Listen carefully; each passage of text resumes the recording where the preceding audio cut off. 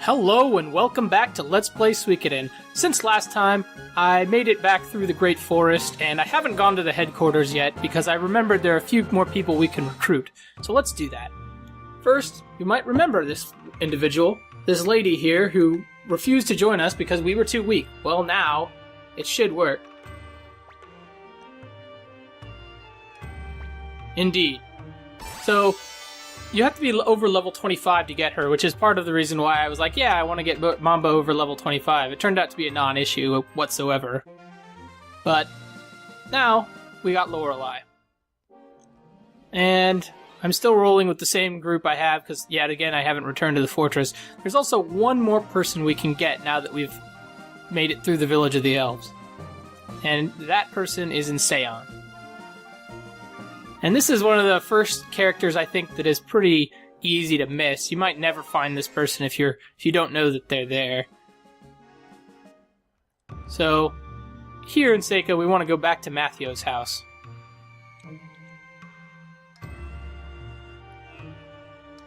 And we'll meet this little girl here, Apple. And she is one of his students. I've had it with wars that you forced him to follow you. And it doesn't really matter what you say here, but I'm going to say it's because Matthew wanted to. And she joins us in order to be with him, basically. So, there you go. And she's nice to have. She's not a playable character, but she's useful for battles. But so, I mean, if you don't get her, not a huge detriment. You won't get the best ending, but other than that, you're fine. So now let's head back to the fortress.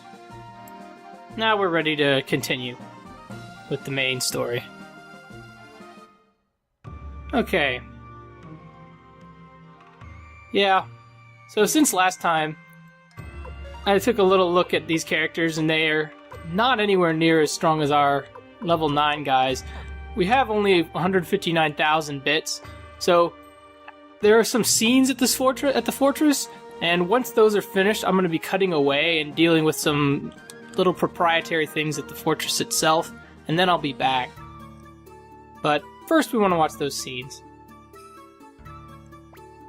3 months after defeating Kwanda Rosman's army. So we start out in our new fortress room. We have a nice room here. Gremio's standing there. We're able to basically wander around free of any encumbrances, and we can just look and see who's hanging out. So here's Cleo and Pan. They have a new little room. And they always say the same things. She always wonders if I'm thinking about Tio. Pan's hungry. He wants food. But it's kind of cool. This is what the 4th floor is. It's basically just, at least for now, it's just our area.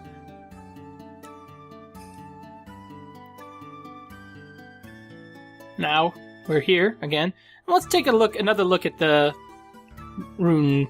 The stone tablet here. Notice how we're starting to fill it out nicely. And most of these characters, we also got Humphrey. It didn't mention that, but we got him as a result. Kwanda, level 30. He's got the highest defense stat in the game. He is extremely tanky. Like, even characters like Humphrey, who are... I mean, I guess he's lower level, but Victor, I mean... Kwanda is the defensive powerhouse. If you need a person who's really strong against physical attacks, you want Kwanda. Unfortunately, most bosses are strong with magic attacks, which is what he's bad at with, so he's not all that great a lot of the time, but for certain parts, he's extremely good. And then we've also got Camille, Stallion, Fusulu here. He's got a double axe, of course.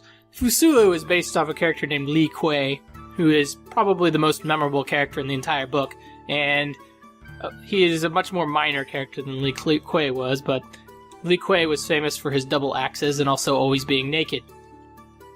He would always fight when he was naked. A weird dude. Anyway. But yeah, I mean, we're starting to fill this out pretty severely. I don't know exactly how many recruits we have. We have about 43, 44 maybe. We're getting there. And of course, as we continue to play, we'll get more and more mandatory members, but from now on, the majority of them will be sort of hidden, I guess. Kind of more like Apple. Ah, Flick! This is the new Liberation Artist headquarters, right? Yeah. So he's wondering where Odessa is. Yeah, you don't remember me? Well... I wonder how we're supposed to deal with Flick here.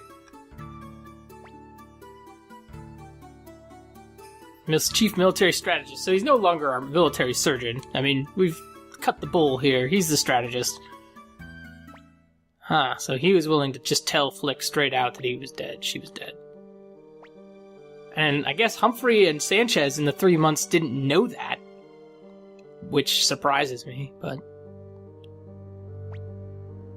Well, I mean, Odessa's last request was to not... But, I mean, you basically just told him, so tell him. So she's been dead a long time. At this point, I mean, it's been 3 months, and we don't know how much longer. I mean, at least 3 months. Yeah, I sure did. Ugh, great. So now they're, like, challenging my leadership. It's kind of expected. No, at least Humphrey decides to speak and say that I'm doing well. His first words are words of praise. Okay, Sanchez.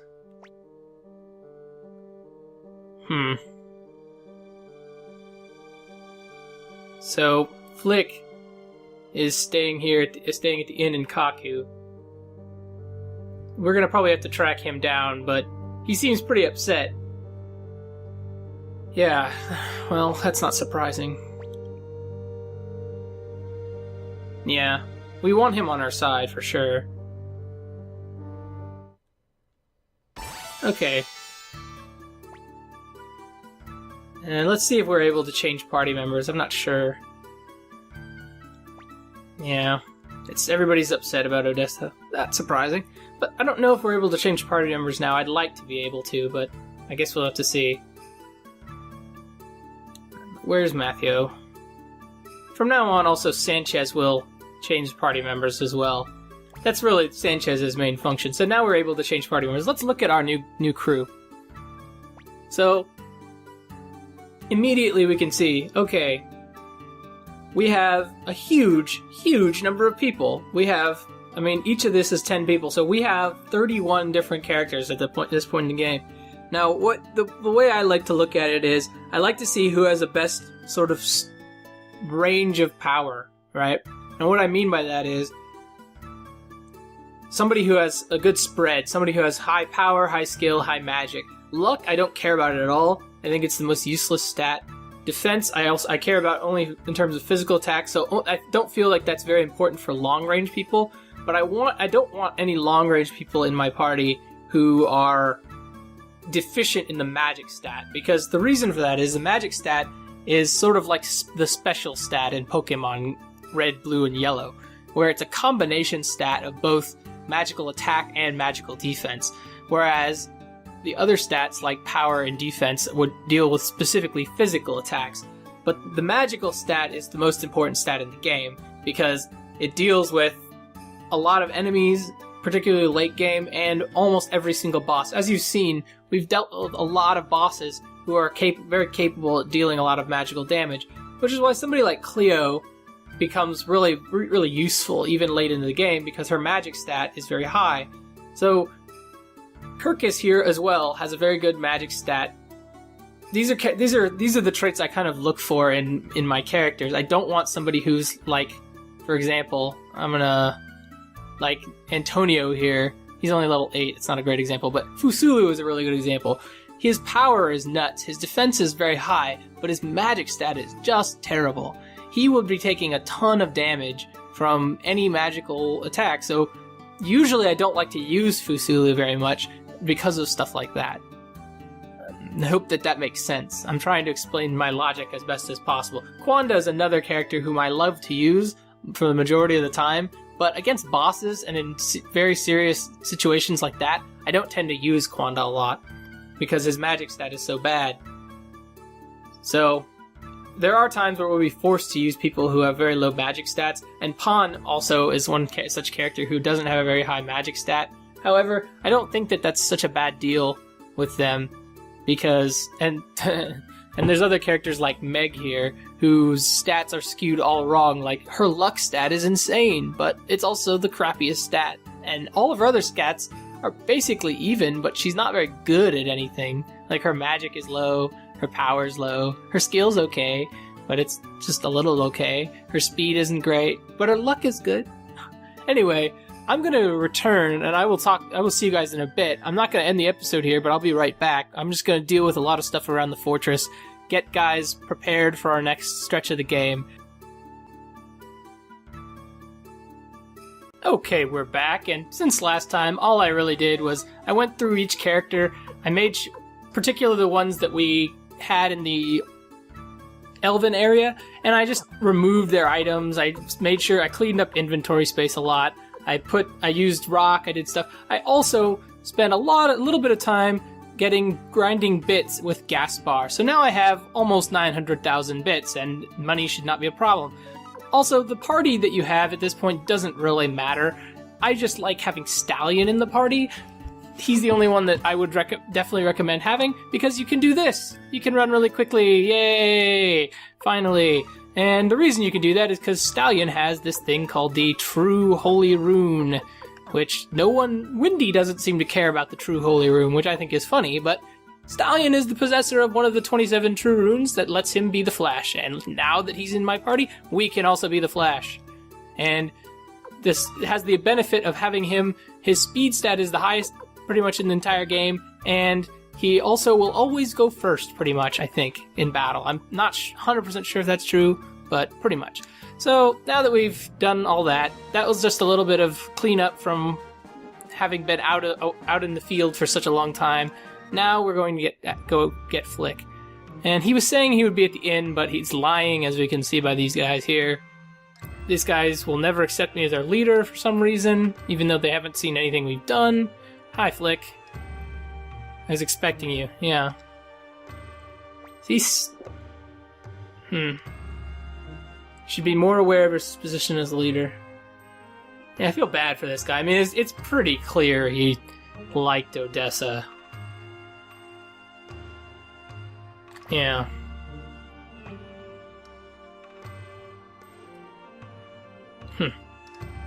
Well, to be fair, I mean, if somebody I cared for died and I didn't know it for such a long time, I might be upset for a while. Yeah, so he still can't accept us. But I do want to join forces with you. Of course I do, because it'd be useful. Okay, what? You want to save our comrades. Well, who needs saving? Okay. Well, we need to go back to the castle. With Stallion, this will be fast. Yay. I love Stallion. He's my bro. Let's do this. Alright. So now that we have talked to Flick there, we want to just head up. Well, first we want to save at the inn. That's something that's always really important to do before going to the war room, as I like to call it, because a lot of the time once you go to the war room, you'll end up in major battles. One thing I didn't mention about major battles in the last 2 episodes ago is that it is entirely possible that by participating in a major battle, a character will die. And if they die, it's the same as if you lose pawn in the story, it's the same as if you miss a Star of Destiny. What it means is you can never get the best ending of the game. And it's just luck, basically. I mean, if you fight well, if you get lucky with the thieves and stuff, it's easy to avoid, but sometimes if you have a successful charge attack, somebody might die. It's just possible. And it sucks, but it's the way this game works. So, let's talk to them. Okay. Exciting music. He escaped towards Milich's domain in the west. So, yeah, right, we met him. What? Okay. I see. So you've been there a long time. Okay. So, our next goal is to liberate Milich's domain. We've liberated Quanda's, now we're going for Milich.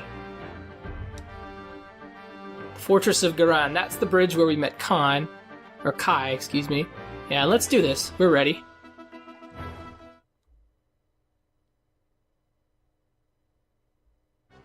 Yeah, so that's the reason I saved. Here's our second major battle. And it's at the bridge.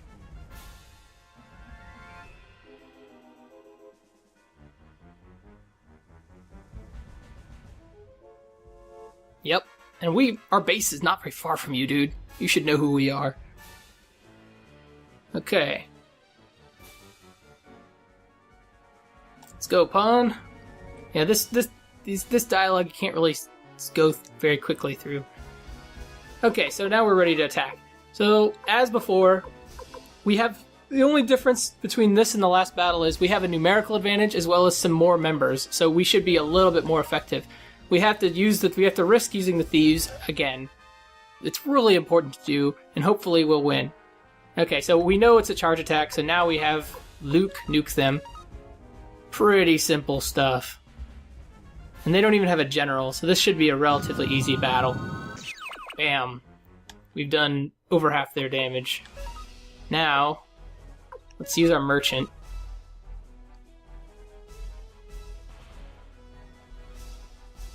I like to use the merchant right after a very successful attack, but they sometimes fail anyway, which is a bummer, but there you go.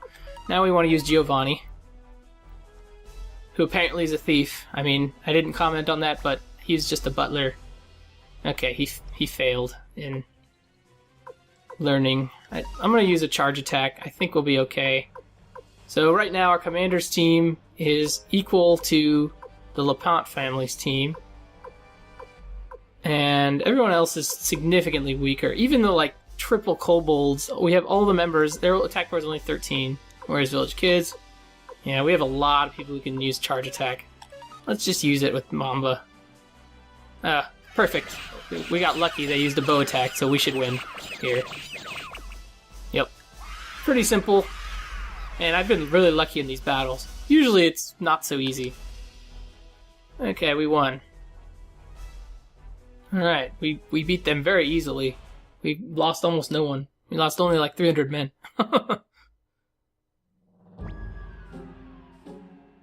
Yeah. Okay. So, Pawn is offered an immediate attack. Matthew, though, is not. I agree with Matthew because he's... Now, Flick is also saying, oh, it's our chance to attack. They're careless. So we're thrust into another major battle against the wishes of our master strategist, which is bad. Scarleticia Castle. All the way over there. Okay. And here's Milich, and they have a significantly more men than us. Antoinette, huh? There's something wrong. Uh-oh. So, let's do the same thing we always do. Get Kryn, just use to see what our enemy is thinking. And unfortunately, Kryn failed. So, I think that Milich tends to use magic, so I'm going to use the Forest Protectors against them.